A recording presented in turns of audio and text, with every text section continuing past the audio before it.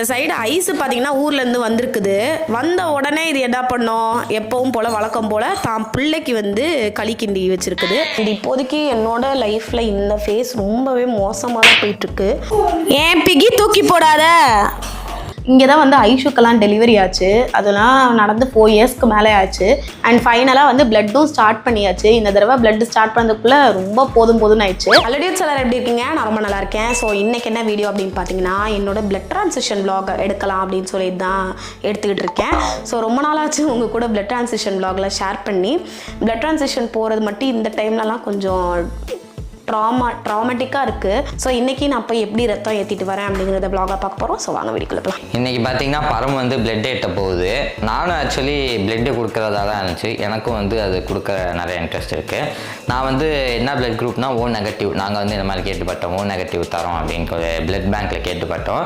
அதுக்கு அவங்க என்ன சொன்னாங்கன்னா வந்து O நெகட்டிவ் பிளட்காரவங்க ஏதாச்சும் எமர்ஜென்சியாக இருக்கும்போது நான் கூப்பிட்றேன் அப்படின்னு சொன்னாங்க. சரி ஓகே. இன்றைக்கி ஆக்சுவலி நான் தான் போகிறதா இருந்துச்சு. மோஸ்ட்லி பரமோட நான் தான் வந்து பிளட் ஏற்ற போவேன். எனக்கு அதெல்லாம் ரொம்ப பிடிக்கும். பரமோட இந்த மாதிரி பிளட் ஏற்ற போகிறது அதெல்லாம். இன்றைக்கி வந்து நான் போகிறதா இருந்துச்சு. ஆனால் வந்து ஷாருக் கரண்ட்டாக சரி ஓகே அவனை தாட்டி விடுறதே பெரிய விஷயம். அது மட்டும் இல்லாமல் இன்றைக்கி எனக்கு கொஞ்சம் ஸ்டடி ஒர்க்ஸ் இருந்துச்சு. வரவே மாட்டான். அவன் வரதே பெரிய விஷயன்றதுனால வந்து அவனை அனுப்பிச்சி விட்றது.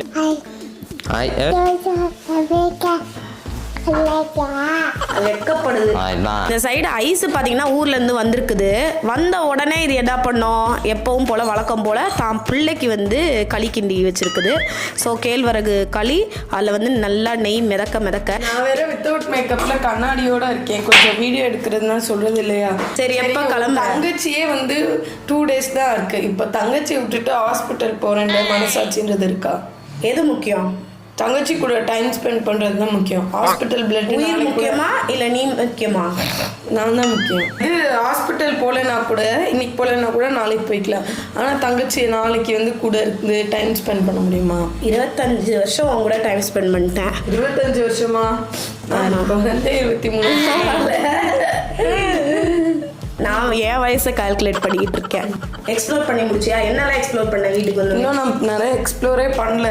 வீட்டில் கார்மெண்ட் ஸ்டீமர் வாங்கினாங்க, அதை எக்ஸ்ப்ளோர் பண்ணேன். ஆனால் பரமோட இந்த ஹேர் ப்ளோயர், அந்த ப்ளோ ட்ரையர் வச்சுருக்கா, அது இன்னும் காட்டவே மாட்டேங்குது கண்ணில். So finally after a very big struggle இன்னைக்கு வந்து நான் பிளட் ட்ரான்சிஷன் பண்ண போகிறேன். கோவிட்க்கு முன்னாடிலாம் பார்த்தீங்கன்னா பிளட் பேங்க்கில் வந்து அவங்களே வந்து மேக்ஸிமம் பிளட்டெல்லாம் அரேஞ்ச் பண்ணிடுவாங்க. கேம்ப்ஸ்க்கு போவாங்க, காலேஜ்க்கு போய் எடுப்பாங்க. அது மட்டும் இல்லாமல் நிறைய வாலண்டியர் டோனர்ஸ்லாம் அப்போ இருந்தாங்க. பட் ஆஃப்டர் கோவிட் வந்து கோவிட் முடிஞ்சே கோவிட்-19 இந்த 5 வருஷம் இந்த 5 வருஷம் ஆயுமே கோவிடோட தாக்கம் எங்களை எப்படி பாதிச்சிருக்கு அப்படின்னு பார்த்தீங்கன்னா, ஸ்டில் வந்து நிறைய வாலண்டியர் டோனர்ஸ் வரது கிடையாது. அதுலேயே இப்போல்லாம் பார்த்தீங்கன்னா எவ்ரி மந்த் வந்து நம்ம 2 டோனர் கொடுத்தா தான் நமக்கு 2 யூனிட் பிளட் கொடுக்குறாங்க. ஸோ இது வந்து ரீசெண்டாகவே ஒரு 1 இயரோ இல்லை 6 monthsோ ரொம்ப சிவியராக இருக்குது. நான் டோனர் அரேஞ்ச் பண்ணால் தான் என்னால் பிளட் ஏற்ற முடியும். இப்போ நான் வந்து 20ஆம் தேதி பிளட் ஏற்றணும்னு வச்சுக்கோங்களேன். 15ஆம் தேதியிலேருந்து தினமும் உழைக்கணும். ஃபஸ்ட்டு போய் கிராஸ் மேட்சிங் கொடுத்துட்டு அதுக்கப்புறம் டோனர் அரேஞ்ச் பண்ணுறது, காலேஜ் போகிறது, இந்த மாதிரி.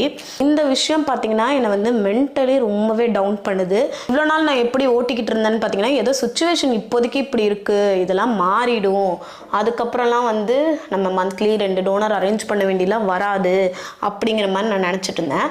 ஏன் இது ரொம்ப என்னை மென்டலி டவுன் பண்ணுது அப்படின்னு பார்த்தீங்கன்னா, இப்போ ஏதோ யாருக்கோ தேவை, அவங்களுக்கு வந்து இந்த ஒரு தடவை தான் தேவை, இல்லை 2 தடவை தான் தேவைன்னா பரவாயில்ல.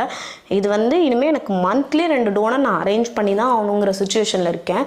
இது வந்து கேட்குறவங்களுக்கு எப்படி இருக்குன்னு எனக்கு தெரியலை. பட் எனக்கு ரொம்பவே அப்செட் பண்ணுது. அண்ட் இவ்வளோ நாளாவது நான் சின்ன பொண்ணாக இருந்தேன். எப்படியோ எங்கள் அம்மா அப்பா என்னை வளர்த்துட்டாங்க. இப்போ நான் அடல்ட் ஆகிட்டேன்னா எல்லாத்தையும் நானும் ஹேண்டில் பண்ண வேண்டிய சுச்சுவேஷனில் இருக்கேன். ஸோ எனக்கே வந்து நமக்காக ஒருத்தவங்க வந்துட்டு நமக்காக குத்து வாங்கிட்டு நமக்காக டொனேட் பண்ணிட்டு போகணுமா அப்படிங்கிற மாதிரி கஷ்டமாக இருக்குது. என்னால் இந்த சுச்சுவேஷனில் என்னால் ஒன்றுமே பண்ண முடியல, சிரிக்க மட்டும் தான் முடியுது.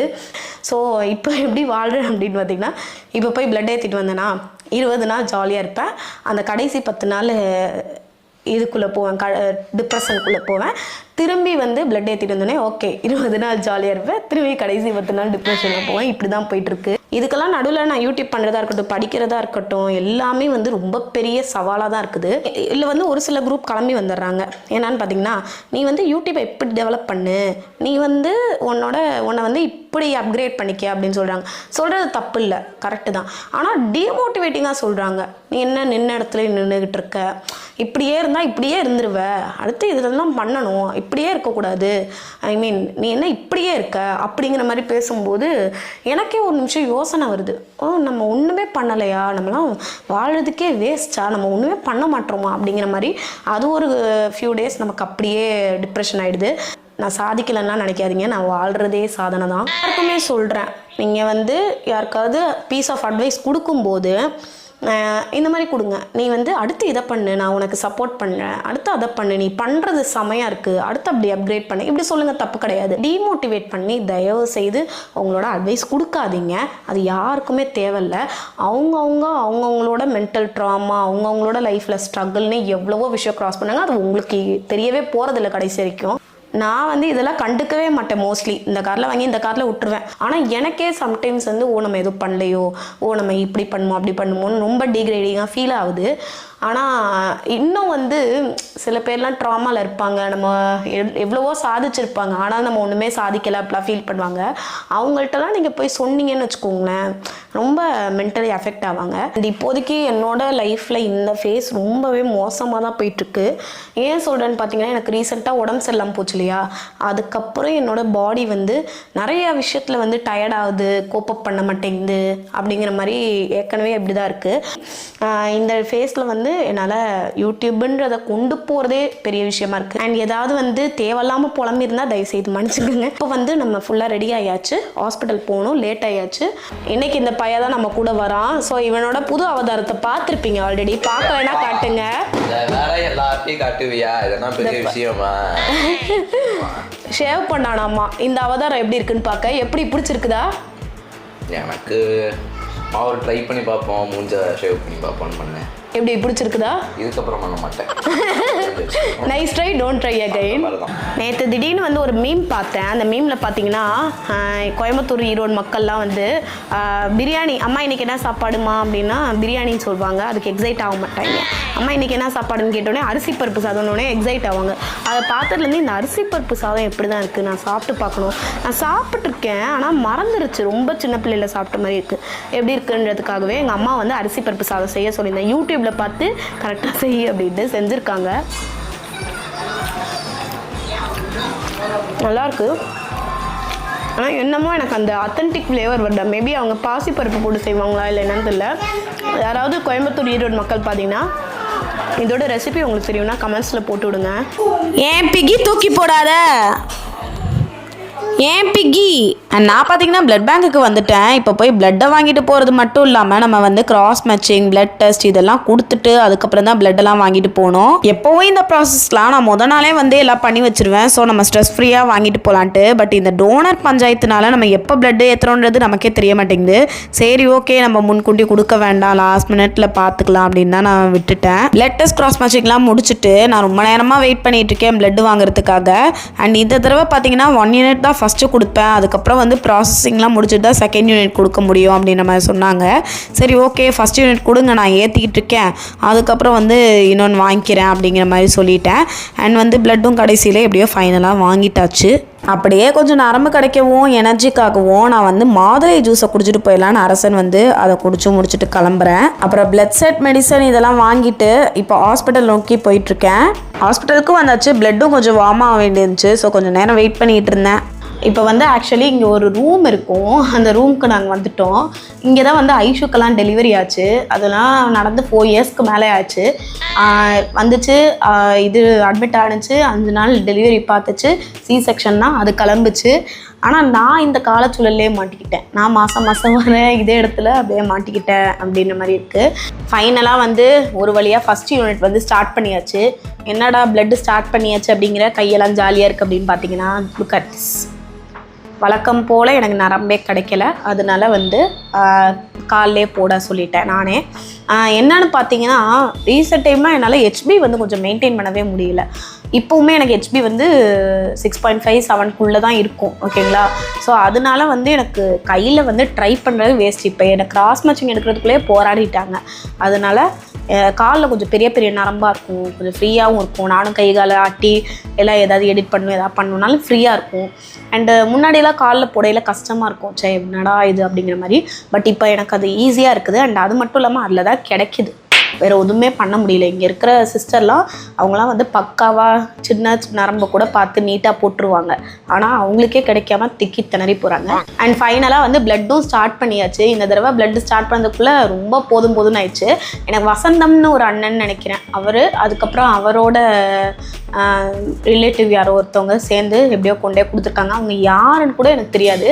ஐஸோட நான் வந்து நிறையா தேடினேன்னா, இந்த மாதிரி இன்ஸ்டாகிராமில் போட்டேன், யூடியூப்பில் போட்டேன். பட் யூடியூப்பில் எல்லோரும் கால் பண்ணாங்க, ஆனால் யாரும் வரல. இன்ஸ்டாகிராமில் யாரும் வரல. சரி கம்யூனிட்டி டேப் போஸ்ட்டு இதில் ஸ்டோரி எல்லாம் தாட்டி விட்ருவாங்கன்னு எனக்கே தெரியும். இருந்தாலும் ஒரு ட்ரை தான் அப்படின்னு போட்டேன். அப்புறம் இந்த ஃப்ரெண்ட்ஸ் டு சப்போர்ட்டுன்றது எனக்கு நிறையா பேர் அனுப்பி விடுறீங்க. அதில் ஒரு 25-30 கால் நான் பேசியிருப்பேன். யாருமே எனக்கு இதுவே இல்லை. அதில் பாதி வந்து என்னது நான் கொடுக்கலையே, நான் நம்பர் கொடுக்கலையே, ராங் நம்பர் அப்படின்னு வைக்கிறாங்க. பாதி வந்து நான் கொடுக்கறது இல்லைங்கிறாங்க. பாதி வந்து நான் இப்போ தான் கொடுத்தேங்கிறாங்க, வெளியூர் போயிருக்கேன். ஸோ அதுவே இதுவாகிடுச்சு. நான் வந்து டிமாண்டி காலனி 1 பார்க்க போகிறேன். ஏன்னா நாளைக்கு வந்து நாங்கள் டிமாண்டி காலனி 2 போக போகிறோம். நான் இன்னும் 1 பார்க்கல, அதனால் இப்போ 1 பார்க்க போகிறேன். நாங்கள் ஆக்சுவலி இன்றைக்கி ஈவினிங் 7 o'clock போகிறதா இருந்துச்சு. ஆனால் டிக்கெட் கிடைக்கல, நல்ல வேலை டிக்கெட் கிடைக்கல. ஏன்னா நாங்கள் வந்து இப்படி அலையவும் டிக்கெட் புக் பண்ண மறந்துட்டோம், டிக்கெட்டும் கிடைக்கல. அதனால் நாளைக்கு இல்லைனா நாங்கள் வந்து திணறி இருப்போம் 7 மணிக்கு புக் பண்ணியிருந்தா. ஏன்னா இங்கேயே டைம் ஆயிடுச்சு, போயிருக்க முடியாது. அதனால் நாளைக்கு நாங்கள் போக போகிறோம். அதனால் இப்போ நான் 1 பார்க்க போகிறேன். அண்ட் ஷாருக்கு வந்து வீட்டிலேருந்து சோத்தை கட்டி கொண்டு வந்திருந்தோம். லஞ்ச் டைம் எப்போ சாப்பிட்ருவோன்ற மாதிரி அவன் சோறு தின்னுக்கிட்டு இருக்கான். ஷாருக்கு என்ன சாப்பாடு சாப்பிட்றீங்க? அதான் நான் வீட்டில் சாப்பிட்ட அதே அரிசி பருப்பு சாதம். அதுக்கு வந்து ஆம்லேட் வச்சு சாப்பிட்டுருக்கான். இன்றைக்கி சாட்டர்டேங்கிறனால நான் வந்து நான்வெஜ் சாப்பிட மாட்டேன். ஷாருக்கு மட்டும் அந்த நாள் கிழமையெல்லாம் பார்க்குறதா இல்லை. இப்போ எனக்கு என் தம்பி வந்து ஊட்டி விட போகிறான். இதெல்லாம் நடந்து பல காலம் ஆச்சு. என்னை கூட்ட சொன்னால் என் ட்ரெஸ்ஸுக்கெல்லாம் ஊட்டிட்டு இருக்கேன். சத்துன்னு வாய் கட்டி பாவா இப்படியா ஊட்டுவாங்க.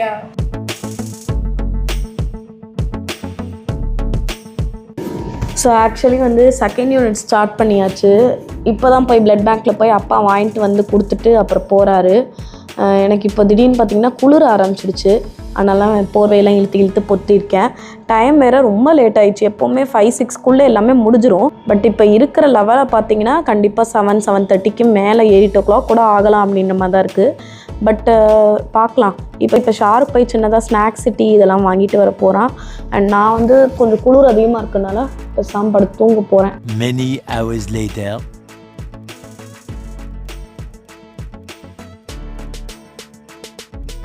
ஒரு வழியாக எல்லாம் முடிச்சு நண்பர்களே. யாரையும் நடக்கா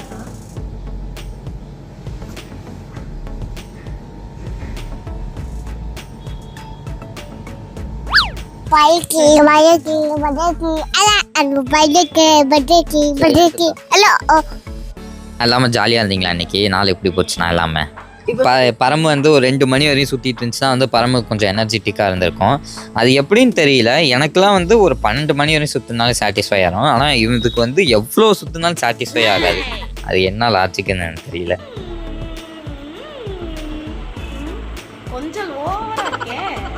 ஸோ ஒரு வழியாக ஒரு பெரிய போராட்டத்துக்கு அப்புறம் சக்ஸஸ்ஃபுல்லி பிளட் ஏற்றிட்டு வந்தாச்சு. ஒரு 25 ஃப்ரெஷ் டேஸ் என் கையில் இருக்குது. So happy. அதுக்கப்புறம் திரும்பி இதே சைக்கிள்குள்ளே போகணும். பிளட் டோனர் ரெடி பண்ணுறது, கிராஸ் மேட்சிங் கொடுக்கறது, அதுக்கான 2-3 நாள் ஸ்ட்ரெஸ் இருக்கும். அப்புறம் பிளட் ஏற்றணும், இப்படியே வந்து போவோம். பட் அதெல்லாம் நான் யோசிக்க போகிறதில்ல. என் கையில் இருக்க அந்த 25 டேஸ் ஃப்ரெஷ் டேஸ் வந்து நான் என்ஜாய் பண்ண போகிறேன். அண்ட் இன்னொரு விஷயமும் ஷேர் பண்ணணும்னு நினச்சேன். வீடியோ போட்டோம், ஷார்ட்ஸில் போட்டோம் அப்படின்னா நிறைய பேர் சொல்கிறாங்க நான் பிளட்டு வந்து அரேஞ்ச் பண்ணேன், நான் பிளட் கொடுக்குறேன் அப்படின்லாம். ஸோ ஒருவேளை உங்களுக்கு கண்டிப்பாக பிளட் கொடுக்கறதுக்கு இன்ட்ரெஸ்ட் இருக்குது அப்படிங்கிற மாதிரி யாராவது இருந்தீங்க அப்படின்னா என்னோட மெயில் ஐடி கீழே தரேன் paramutals@gmail.com.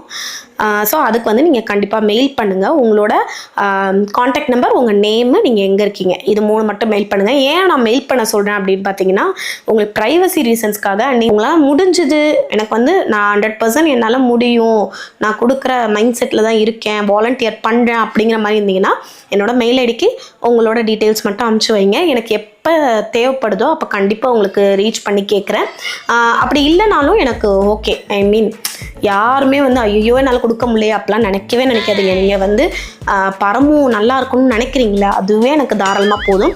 ஸோ கண்டிப்பாக மெயில் பண்ணுங்கள், நான் கண்டிப்பாக செக் பண்ணுறேன். எனக்கு வந்து காண்டாக்ட்ஸ் கிடச்சிது அப்படின்னா எப்போயா ரொம்ப எமர்ஜென்சி அப்படின்னா தான் நான் வந்து உங்களுக்கு கால் பண்ணி கேட்குறதுக்கு எனக்கு ஹெல்ப்ஃபுல்லாக இருக்கும். அண்ட் இந்த வீடியோ வந்து கடைசி வரைக்கும் பார்த்ததுக்கு ரொம்ப நன்றி. இன்னும் நல்ல வீடியோ சந்திக்கிறேன். அது வரைக்கும் பாய்.